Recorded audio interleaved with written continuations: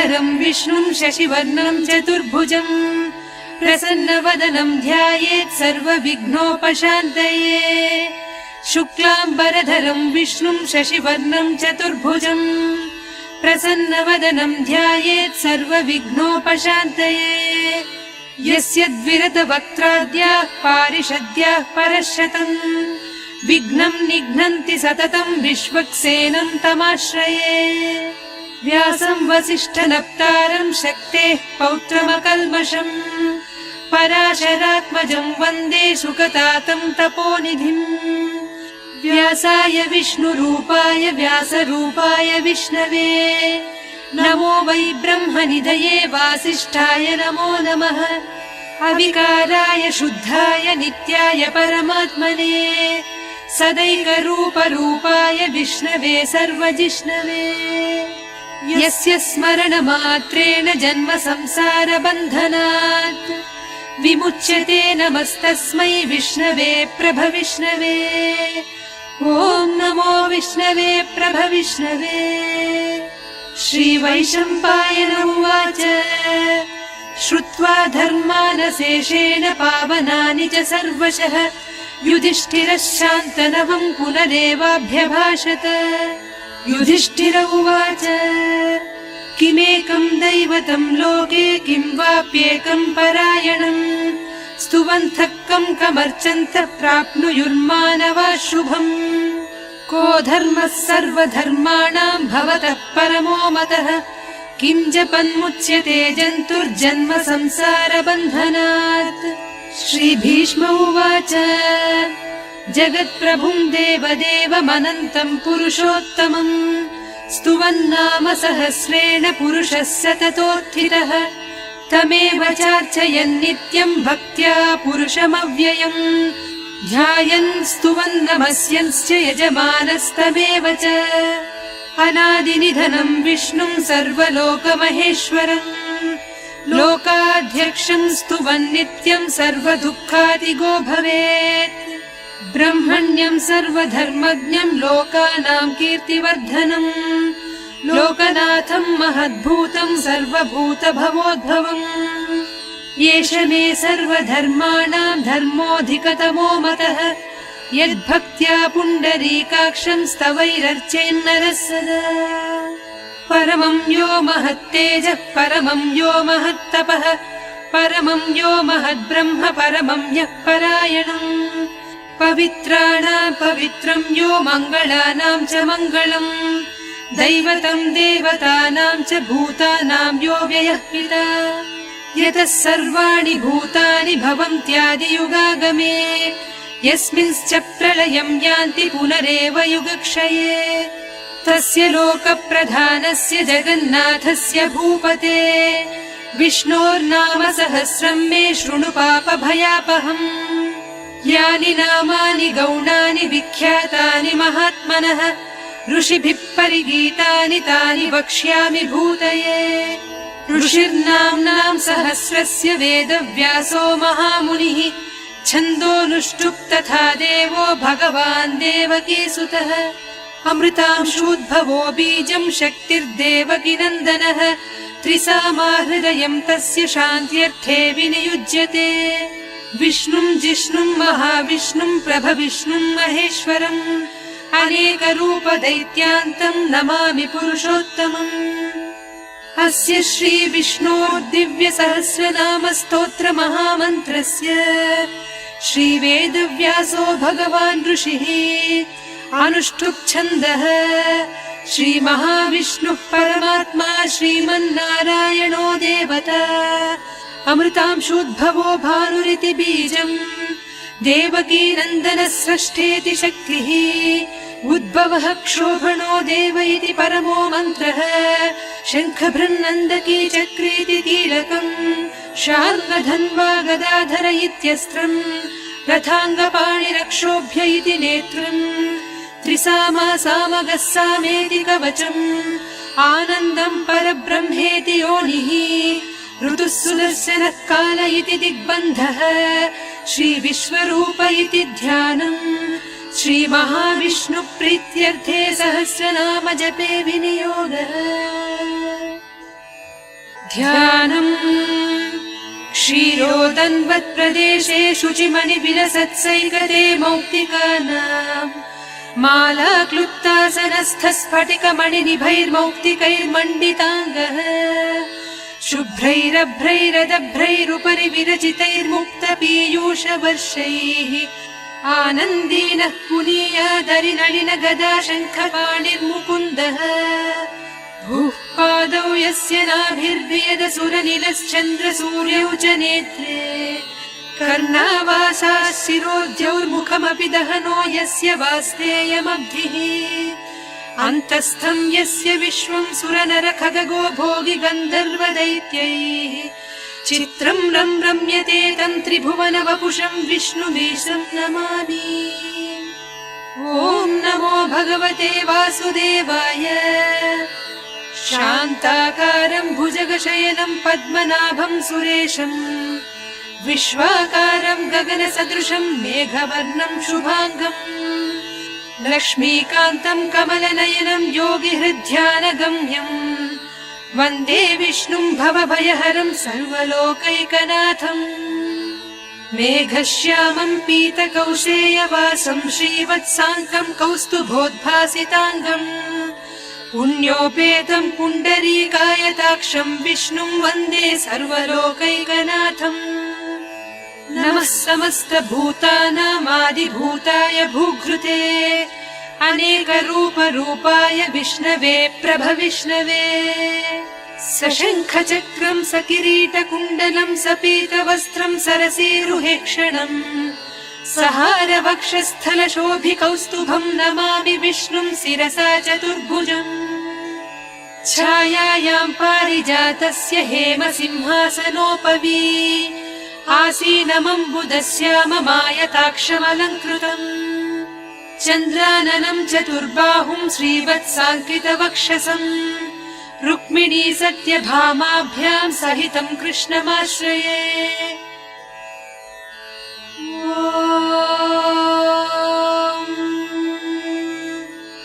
विश्वम् विष्णुर्वषट्कारो भूतभव्य भवत्प्रभुः भूतकृद्भूतभृद्भावो भूतात्मा भूतभावनः भूतात्मा परमात्मा च मुक्तानाम् परमागतिः अव्ययः पुरुषः साक्षी क्षेत्रज्ञोऽक्षर एव च योगो योगविदाम् नेता प्रधानपुरुषेश्वरः नारसिंहवपुः श्रीमान् केशवः पुरुषोत्तमः सर्वः शर्वः शिवस्थाणुर्भूतादिर्निधिरव्ययः सम्भवो भावनो भर्ता प्रभवः प्रभुरीश्वरः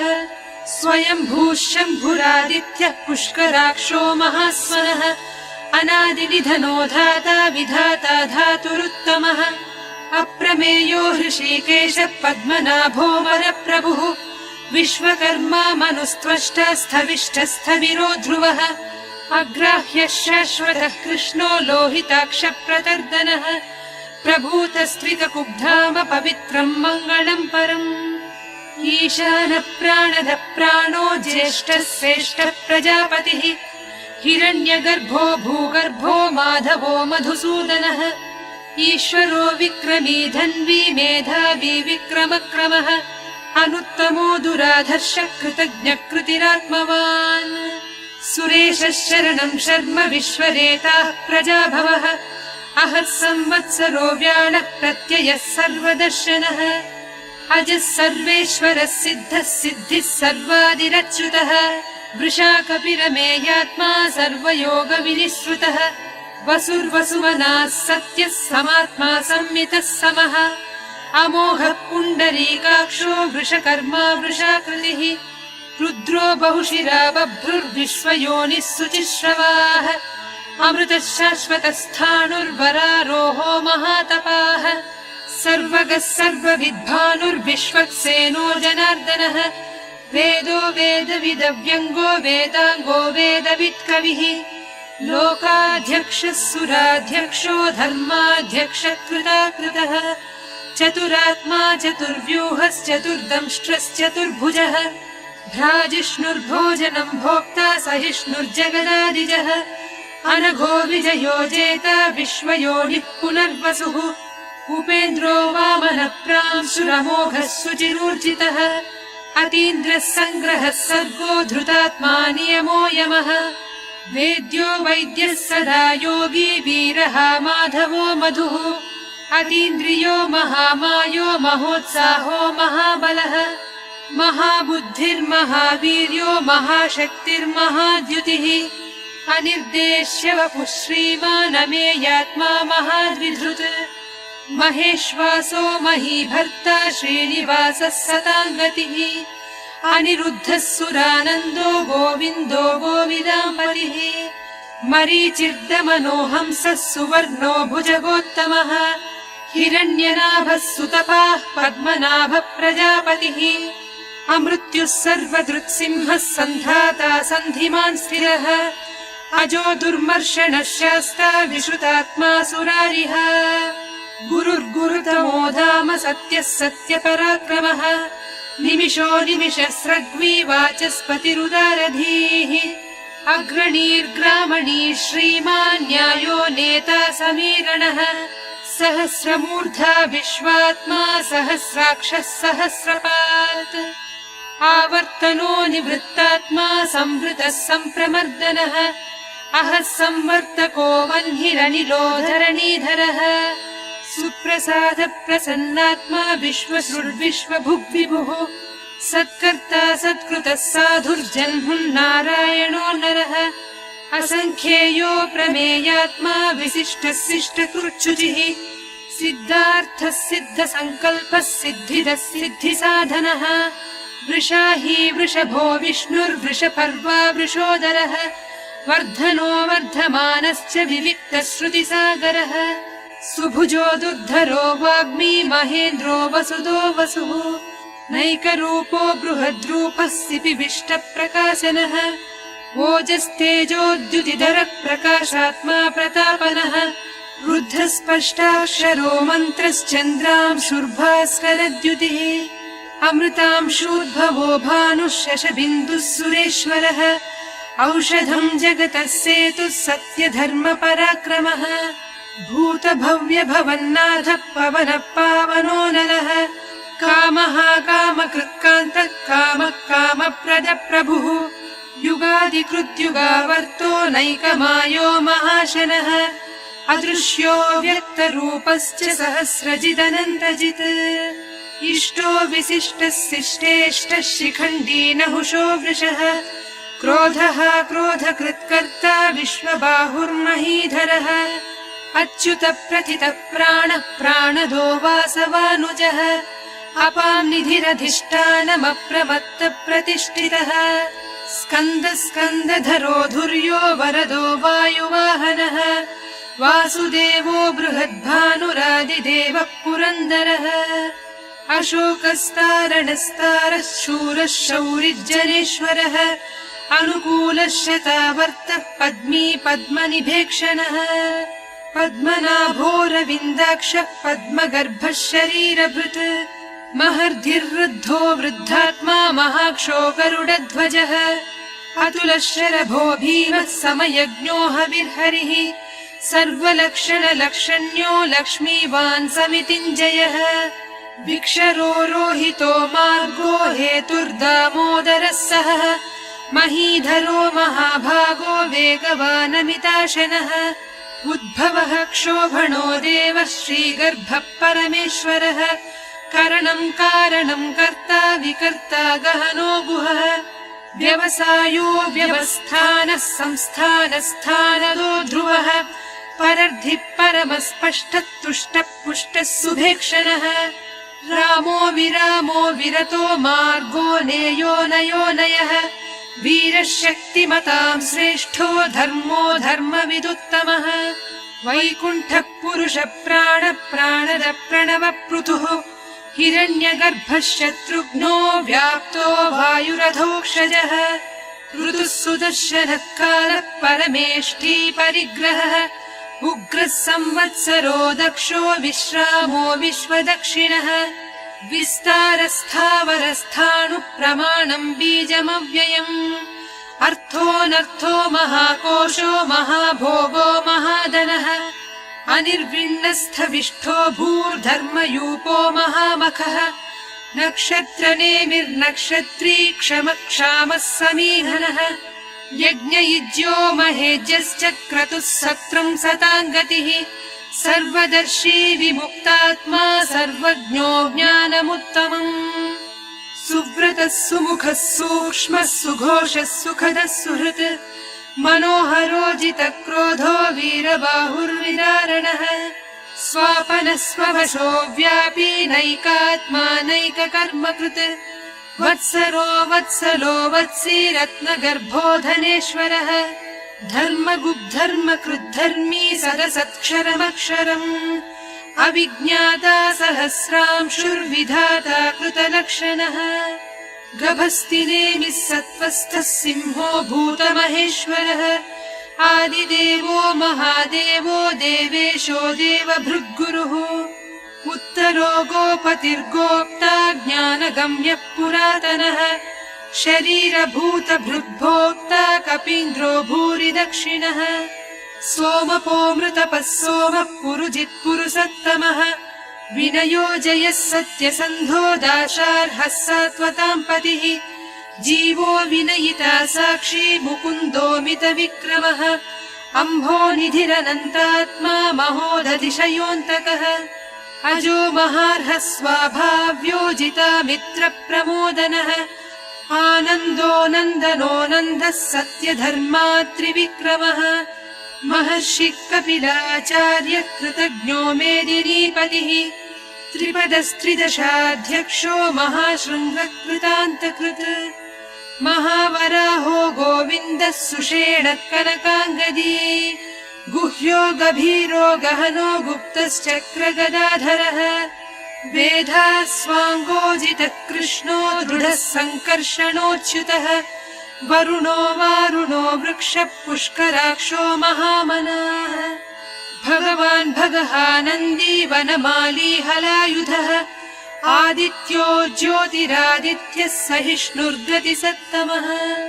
सुधन्वा खण्डपरसुर्दारुणो द्रविणप्रदः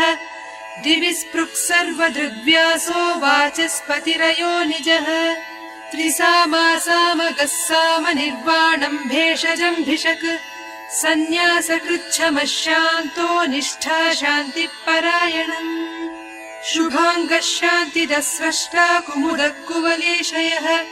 गोहितो गोपतिर्गोप्ता वृषभाक्षो वृषप्रियः अनिवर्ती निवृत्तात्मा संक्षेप्ता क्षेमकृच्छिवः श्रीवत्सवक्षा श्रीवासः श्रीपतिः श्रीमताम्बरः श्रीधः श्रीशः श्रीनिवासः श्रीनिधिः श्रीविभावनः श्रीधरः श्रीकरः श्रेयः श्रीमान् लोकत्रयाश्रयः स्वक्षः स्वङ्गः शतानन्दो नन्दिर्ज्योतिर्गणेश्वरः विजितात्मा विधेयात्मा सत्कीर्तिश्छिन्न संशयः उदीर्णः सर्वतश्चक्षुरनीशः शाश्वतस्थिरः भूषयो भूषणो भूतिर्विशोकः शोकनाशनः अर्चिष्मानर्चितः कुम्भो विशुद्धात्मा विशोधनः अनिरुद्धो प्रतिरथः प्रद्युम्नोमितविक्रमः कालनेमिनिहावीरः शौरिः शूरजनेश्वरः त्रिलोकात्मा त्रिलोकेशः केशवः केशिहा हरिः कामदेवः कामपालः कामीकान्तः कृतागमः अनिर्देश्य वपुर्विष्णुर्वीरोऽनन्तो धनञ्जयः ब्रह्मण्यो ब्रह्मकृद्ब्रह्मा ब्रह्म ब्रह्म विवर्धनः ब्रह्मविद्ब्राह्मणो ब्रह्मी ब्रह्मज्ञो ब्राह्मणप्रियः महाक्रमो महाकर्मा महातेजा महोरगः महाक्रतुर्महायज्वा महायज्ञो महाहविः स्तव्यस्तवप्रियस्तोत्रम् स्तुतिस्तोतारणप्रियः पूर्णः पूरयिता पुण्यः पुण्यकीर्तिरनामयः मनोजवस्तीर्थकरो वसुरेता वसुप्रदः वसुप्रदो वासुदेवो वसुर्वसुमनाहविः सद्गतिः सत्कृतिः सत्ता सद्भूतिः सत्परायणः शूरसेनो यदुश्रेष्ठः सन्निवासः सुयामुनः भूतावासो वासुदेवः सर्वासु निलयो नलः दर्पः दर्पदो दृप्तो दुर्धरोधापराजितः विश्वमूर्तिर्महामूर्तिर्दीप्तमूर्तिरमूर्तिमान् अनेकमूर्तिरव्यक्तः शतमूर्तिः शताननः एकोनैकः स वक्तः किम् यत्तत्पदमनुत्तमम् लोकबन्धुर्लोकनाथो माधवो भक्तवत्सलः सुवर्णवर्णो हेमाङ्गो वराङ्गश्चन्दनाङ्गदी वीरः विषमः शून्यो घृतासीरचलश्चलः अमानीमानदो मान्यो लोकस्वामी त्रिलोकधृत् सुमेधा मेधजो धन्यः सत्यमेधाधराधरः तेजो वृषोद्युतिधरः सर्वशस्त्रभृताम्बरः प्रग्रहो निग्रहो व्यग्रो नैकः शृङ्गो गदाग्रजः चतुर्मूर्तिश्चतुर्बाहुश्चतुर्व्यूहश्चतुर्गतिः चतुरात्मा चतुर्भावश्चतुर्वेदविदेकपात् समावर्तो निवृत्तात्मा दुर्जयो दुरतिक्रमः दुर्लभो दुर्गमो दुर्गो दुरावासो दुरारिः शुभाङ्गो लोकसारङ्गः सुतन्तुस्तन्तुवर्धनः इन्द्रकर्मा महाकर्मा कृतकर्मा कृतागमः उद्भवः सुन्दरः सुन्दो रत्ननाभः सुलोचनः अर्को वाजसनः शृङ्गी जयन्तः सर्वविजयी सुवर्णबिन्दुरक्षोभ्यः सर्ववागीश्वरेश्वरः महाह्रदो महागर्तो महाभूतो महानिधिः कुमुदः कुन्दरः कुन्दः पर्जन्यः पावनोऽनिलः अमृतांशोऽमृतवपुः सर्वज्ञः सर्वतोमुखः सुलभः सुव्रतः सिद्धः शत्रुजिच्छत्रुतापनः न्यग्रोधोदुम्बरो श्रद्धश्चाणूरान्ध्रनिषूदनः सहस्रार्चिः सप्तजिह्वः सप्तैधाः सप्तवाहनः अमूर्तिरनघोचिन्त्यो भयकृद्भयनाशनः अणुर्बृहत्कृशस्थूलो गुणभृन्निर्गुणो महान् अधृतस्वधृतस्वास्य प्राग्वंशो वंशवर्धनः भारभृत्कथितो योगी योगीशः सर्वकामदः आश्रमः श्रवणक्षामः सुपर्णो वायुवाहनः धनुर्धरो धनुर्वेदो दण्डो दमयितादमः अपराजितः सर्वसहो नियन्ता नियमो यमः सत्त्ववान् सात्विकः सत्यः सत्यधर्मपरायणः अभिप्रायप्रियार्होर्हः प्रियकृत्प्रीतिवर्धनः विहाय स गतिर्ज्योतिः सुरुचिर्हुतभुग्विभुः रविर्विरोचनः सूर्यः सविता रविलोचनः अनन्तो हुतभुग्भोक्ता सुखदो नैकजोऽग्रजः अनिर्विण्णः सदामर्षि लोकाधिष्ठानमद्भुतः सनात्सनातनतमः कपिलः कपिलव्ययः स्वस्तिदः स्वस्तिकृत् स्वस्ति स्वस्ति भुक् स्वस्ति दक्षिणः अरौद्रः कुण्डली चक्री विक्रम्योर्जितशासनः शब्दातिगः शब्दसः शिशिरः शर्वरीकरः अक्रूरपेशलो दक्षो दक्षिणः क्षमिणाम् वरः विद्वत्तमो वीतभयः पुण्यश्रवणकीर्तनः उत्तारणो दुष्कृतिः पुण्यो दुःस्वप्ननाशनः वीरः रक्षणः सन्तो जीवनम् पर्यवस्थितः अनन्तरूपोऽनन्तः श्रीर्जितमन्युर्भयापहः चतुरश्रो गभीरात्मा विदिशो व्यादिशो दिशः अनादिर्भूर्भुवो लक्ष्मी सुवीरो रुचिराङ्गदः जननो जनजन्मादिर्भीमो भीमपराक्रमः आधारनिलयो धाता पुष्पहासप्रजागरः ऊर्ध्वगः सत्पथाचारः प्राणदः प्रणवप्पणः प्रमाणम् प्राणनिलय प्राणभृत्प्राणजीवनः तत्त्वम् तत्त्वविदेकात्मा जन्म मृत्युजरातिगः भूर्भुवः स्वस्तरुस्तारः सविता प्रपितामहः यज्ञो यज्ञपतिर्यज्वा यज्ञाङ्गो यज्ञवाहनः यज्ञभृद्यज्ञकृद्यज्ञी यज्ञभुग्यज्ञसाधनः यज्ञान्तकृद्यज्ञगुह्यमन्नमन्नादयेव च आत्मयोनिः स्वयं जातो वैखानः सामगायनः देवकीनन्दनः स्रष्टा क्षितिः सत्पापनाशनः शङ्खभृन्नन्दकी चक्री शार्ङ्गधन्वा गदाधरः रथाङ्गपाणिरक्षोभ्यः सर्वप्रहरणायुधः श्रीसर्वप्रहरणायुध वो नम इति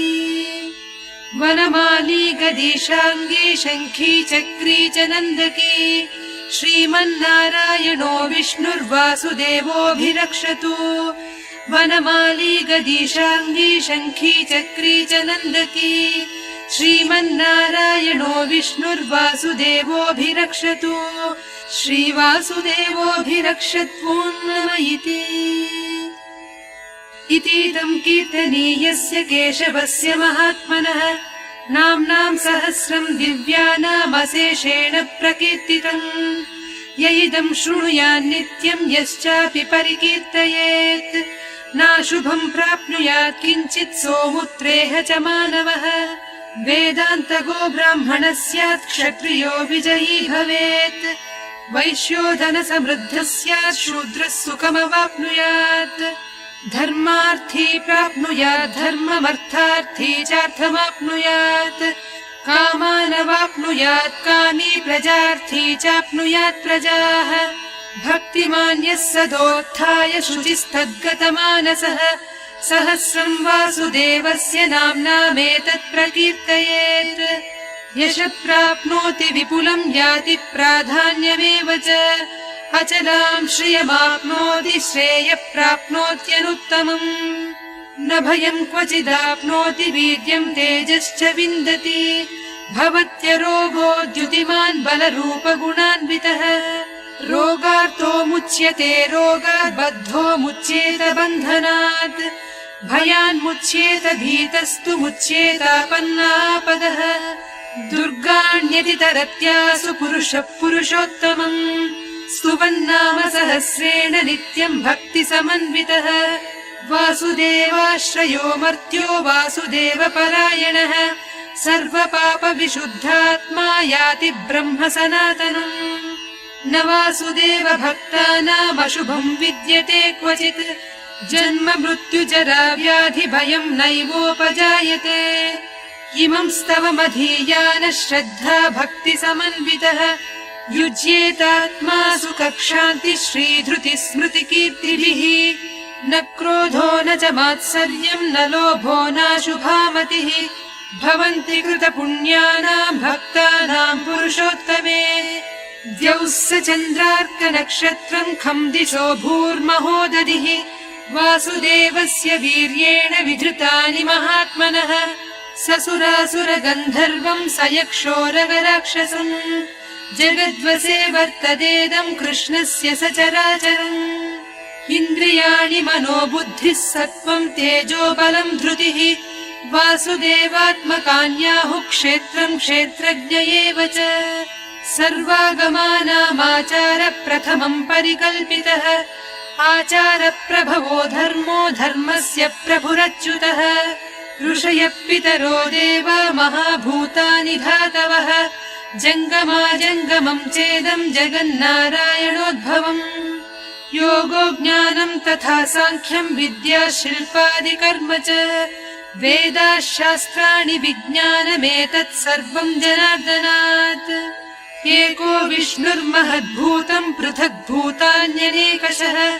त्रीन् लोकान् व्याप्य भूतात्मा भुङ्क्ते विश्वभुगव्ययः इमं स्तवं भगवतो विष्णोर्व्यासेन कीर्तितम् पठेद्य इच्छेत् पुरुषः श्रेयः प्राप्तुं सुखानि च विश्वेश्वरमजं देवं जगतः प्रभुमव्ययम् भजन्ति ये पुष्कराक्षं न ते यान्ति पराभवम् न ते यान्ति पराभवम् इति अर्जुन उवाच पद्मपत्र विशालाक्ष पद्मनाभसुरोत्तम भक्तानामनुरक्तानां त्राता भव जनार्दन श्रीभगवानुवाच यो मां नाम सहस्रेण स्तोतुमिच्छति पाण्डव सोऽहमेकेन श्लोकेन स्तुत एव न संशयः स्तुत एव न संशय ॐ नम इति। व्यास उवाच वासनाद्वासुदेवस्य वासितं ते जगत्त्रयम् सर्वभूतनिवासोऽसि वासुदेव नमोऽस्तु ते। श्रीवासुदेव नमोऽस्तु ते ॐ नम इति। पार्वत्युवाच केनोपायेन लघुना विष्णोर्नाम सहस्रकम् पठ्यते पण्डितैर्नित्यम् श्रोतुमिच्छाम्यहम् प्रभो। ईश्वर उवाच श्रीराम राम रामेति रमे रामे मनोरमे सहस्रनाम तत्तुल्यम् राम नाम वरानने। श्रीराम राम रामेति रमे रामे मनोरमे सहस्रनाम तत्तुल्यम् राम नाम वरानने। श्रीराम राम रामेति रमे रामे मनोरमे सहस्रनाम तत्तुल्यम् राम नाम वरानने। श्रीराम नाम वरानन ॐ नम इति। ब्रह्मोवाच नमोऽस्मरन्ताय सहस्रमूर्तये सहस्रपादाक्षि शिरोरुबाहवे सहस्रनाम्ने पुरुषाय शाश्वते सहस्रकोटियुगधारिणे नमः। सहस्रकोटियुगधारिण ॐ नम इति। सञ्जय उवाच यत्र योगेश्वर कृष्णो यत्र पार्थो धनुर्धरः तत्र श्रीर्विजयो भूतिर्ध्रुवा नीतिर्मतिर्मम। श्रीभगवानुवाच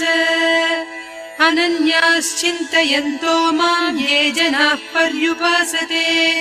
तेषाम् नित्याभियुक्तानाम् योगक्षेमम् वहाम्यहम्। परित्राणाय साधूनाम् विनाशाय च दुष्कृताम् धर्म संस्थापनार्थाय सम्भवामि युगे युगे। आर्ता विषण्णाः शिथिलाश्च भीताः घोरेषु च व्याधिषु वर्तमानाः सङ्कीर्त्य नारायण शब्दमात्रम् विमुक्त दुःखाः सुखिनो भवन्ति। कायेन वाचा मनसेन्द्रियैर्वा बुद्ध्यात्मना वा प्रकृते स्वभावात् करोमि यद्यत् सकलम् परस्मै नारायणायेति समर्पयामि।